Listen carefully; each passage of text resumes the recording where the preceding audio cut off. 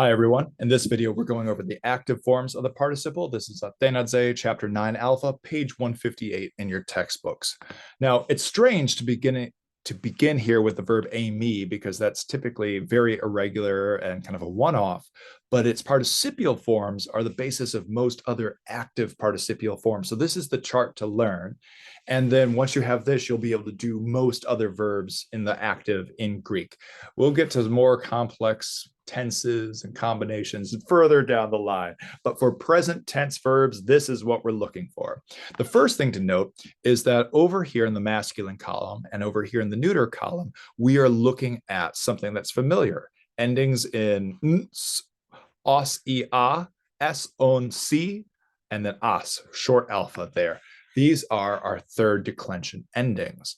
Now, down here, alpha, and then eta sigma, eta with iota subscript, alpha nu. These are our short alpha first declension. I forget which type that is in our textbook, but short alpha in the nominative and the accusative, but throughout otherwise it's long. And because this is not an epsilon iota or rho, these become etas in the genitive and dative singular. And then we're just dealing with the diphthongs in the plural and a consistently accented omega in the genitive plural. So just to maybe flag these things, I'll say third, and then make some space, first, and then again, third. I need to position this better, but hopefully that's making it clear.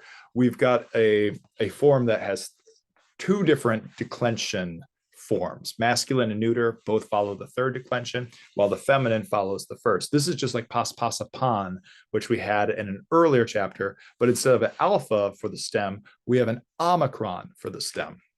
So omicron, nu tau, is going to be our basic stem for all of these third declensions. And then the rest just follow the rules. What's happening here is that you can't end a Greek word with tau. It combines with the nu to form a kind of lengthened nu. We get the lengthening, though, expressed through this initial vowel, omega. So we have own there in the nominative, but not in the neuter. Again, this is something that we've seen elsewhere as well. So the neuter gets a shorter version of the vowel. The nominative has a little bit of lengthening just distinctively in its nominative. And note here also vocative form. There's never peculiar vocative endings, in part here because we're working with standard third declension nouns, not or third declension participles, not second declension. But then everything else is as we would expect. First declension, here we have short alphas, but long etas. We're ready to go. So that is, in essence, our forms. On, ontos, onti, onta, ontes, onton, usi. And here the sigma eats the tau, kind of corrodes the tau and the nu, and then we get compensatory lengthening for that omicron. It becomes omicron upsilon diphthong, and that's where we walk away with usi. But note, this is new movable. We're completely used to seeing it. The thing that sticks out here is on and on. That neuter is distinctive. Ontos, onti will look much like the masculine. These are pretty easy to spot in practice. So I'm going to close this window and all right, it'll do that to me. Hi, everyone. I'm going to have to share the next screen. We're going to move through these in sequence, I hope. Possibly not. We'll see what the sequence is. Pardon me, I'm going to need to share something. Again, I'm looking for more detailed charts. Maybe this one will give us what we need. I can't actually see what I'm sharing now. This is a problem. We'll get there eventually, and I appreciate your patience. Okay, now I can see the same thing that I think you can see. Epsilon and alpha contracts are going to throw slight wrenches into this, but again, accent before the contraction, and then let it all play out. Epsilon plus omega, basically anything plus omega, actually anything plus omega in Greek defaults to the omega. So we simply have philon. But then for all these former omicrons, when we had ontos, onti, onta, now become epsilon plus omicron contracts. Those get the circumflex, reflecting that initial rise of the epsilon, then the fall over the omicron pre-contraction. So we have philuntos, philunti, philunta. These things play out pretty clearly, and it's nice again that we have unambiguous forms for the masculine and the neuter nominative vocative combination.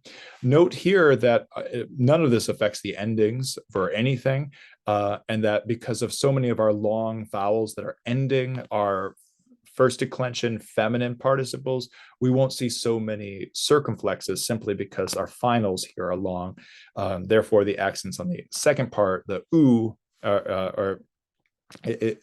the accent means that this is going to be acute rather than circumflex because it doesn't fall back onto the epsilon most of the time. All right, that's easy enough. So good. Timao poses slightly more challenging phrases because now we have an alpha contract, and alpha plus omicron or omega is going to just default to omega throughout. So this is actually incredibly regular. That's a perk of it. But one problem is that we lose that disambiguation between the nominative masculine and nominative vocative neuter forms. Timon, Timon, Timon. The only thing that stands out from among those is going to be Timonta. All right, so that's the forms, that's the morphology. How do we use these things in practice? That's going to be our next question. So I'm going to bring up what I hope are the right files in the right order. That will remain to be seen.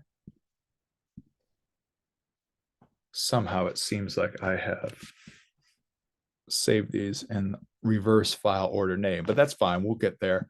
What I want to do now at this point is go through some of our readings from the chapter. So let me pull up the right window first, and then we can start this from the beginning of the Panegyris chapter. Again, so we're on top of page 156 here. I'll read it in Greek, and then we'll go over it together. Houtos un poreu omenoi afiknuntoi tai, pardon me, esten o agoran, eke de tosutos estin hohomilos hoste modus procorusi pros ten acropolin. Telos de to dikaiapolidi hepomenoi estoantini afiknuntai, kai kathidzomenoi theontai tus anthropus speudontos, kai boontos, kai tolrubon poiuntas. All right, let's start there. Tons of participles. On the one hand, this is just getting you exposed to the form. On the other hand, Greek loves participles. We will see so many more participles in Greek than we are used to seeing. The beginning of the sentence begins with middle participles and forms that we already know. Houtos, in this way, then, poreuomenoi, middle deponent participle from the verb poreuomai, to journey. So journeying then, in this way, they arrive at the agora, the marketplace. Although marketplace is somewhat limited for all the political and social functions that go on here, it's fine to use agora. That's fairly culturally distinct, but you can say marketplace happily. There, tosutos, this is new vocabulary that we're getting this chapter and beyond, of such a size, this is what it means, estin, there is, hohomilos, the crowd. Cognates and derivatives of this term that we can come back to at some point in the future. But note that here we have a linking phrase and we have the definite article with homilos. So this is going to be our subject. There, the crowd is of such a size, is so large, hoste, result clause, that molis, with difficulty, procorusi, they move forward, they advance, pros ten acropolin, to the Acropolis.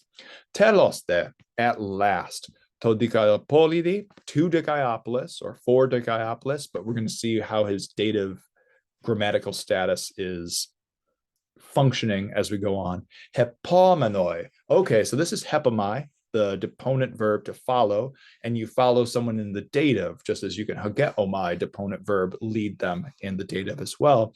So this is going to be some masculine nominative plural group that is following Dikaiapolis, the one we know. That's why he gets the definite article.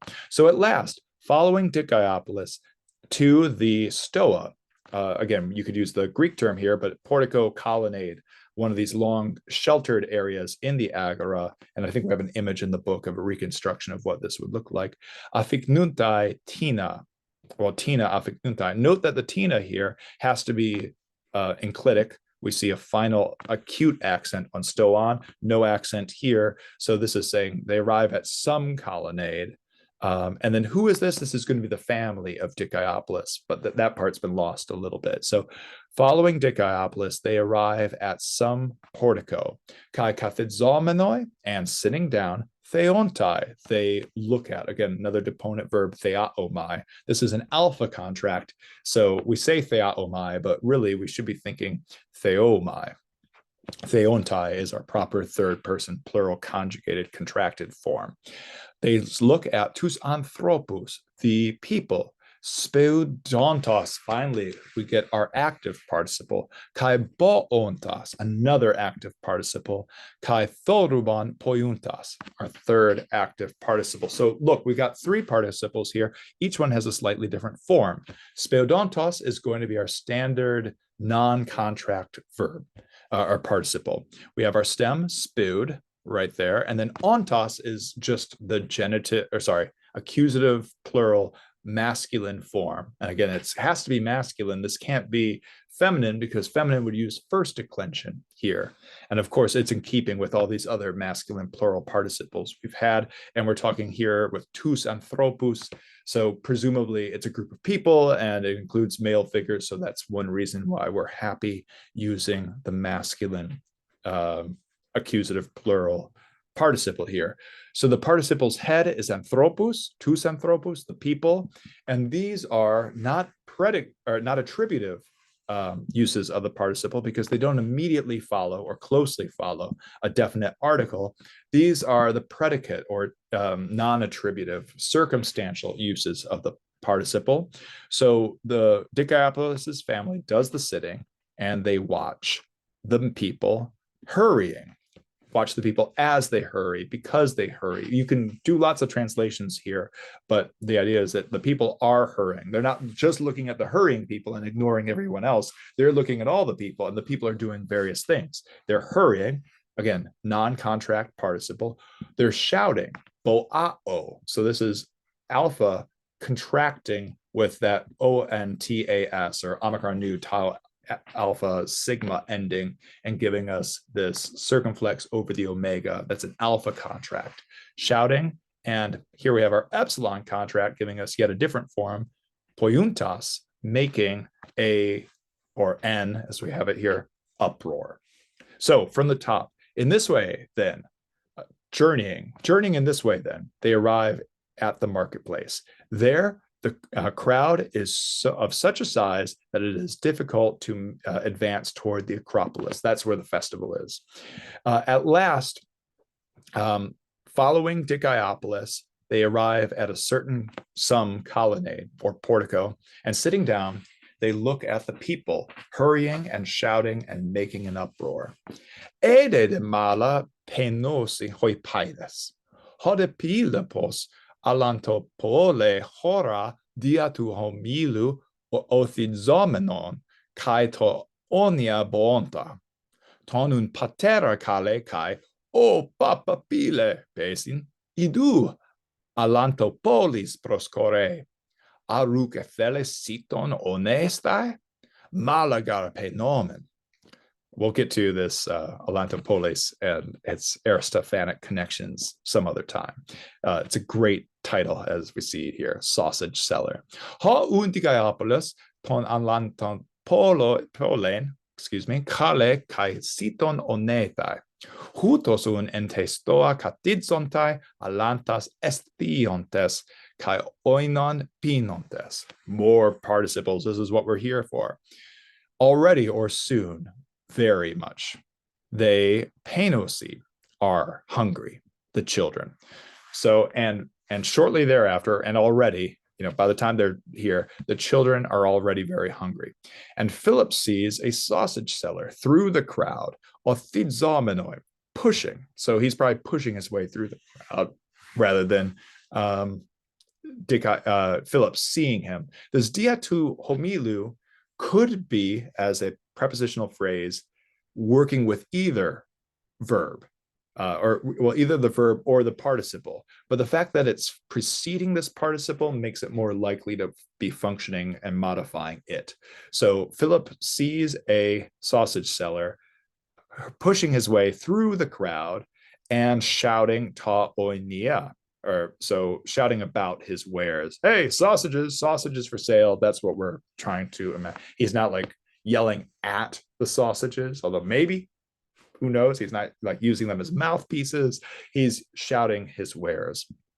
Ton un pater cale, and he calls his dad. Again, the subject is still Philip here, not the sausage seller, and says, "Oh, dear dad, dearest pops," he says, "look, Edu," we've seen this a few times now, "a sausage seller is approaching.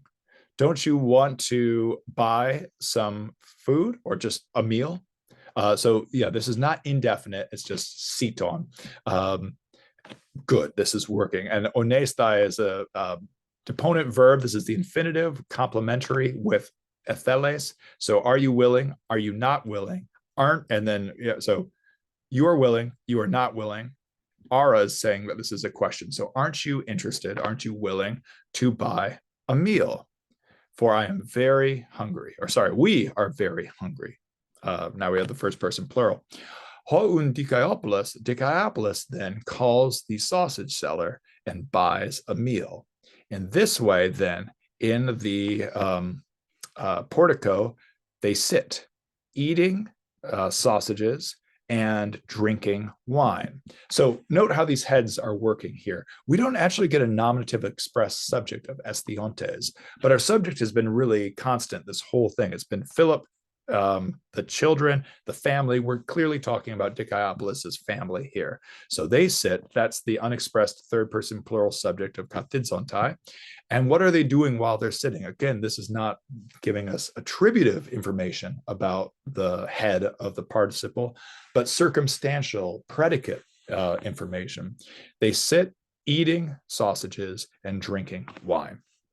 So we can go on. I think maybe this is good enough for this recorded lecture, and we can cover lines 11 through following back in class. But I hope this was useful to expose you to some participles. I guess we should talk about our final participles.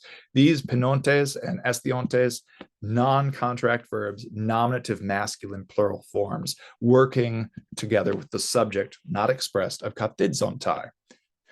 If we go back here, othidzomenon, this one is accusative masculine singular as a participle because it's working with this anantopolis, a sausage seller. Now, don't be tricked by the fact that this has an eta sigma at the end. This is a first declension nominative form, similar to nautes, polites. So that's why we're having this. We don't learn this from our reading necessarily that this is a masculine thing, but a lot of jobs, positions, identities have these first person or first declension masculine forms, and that's what we're looking at here. So that's why othidzomenon is masculine. It's not a feminine sausage seller. I think that covers all of the participles. So we are good to go until the next reading. Till then, take care.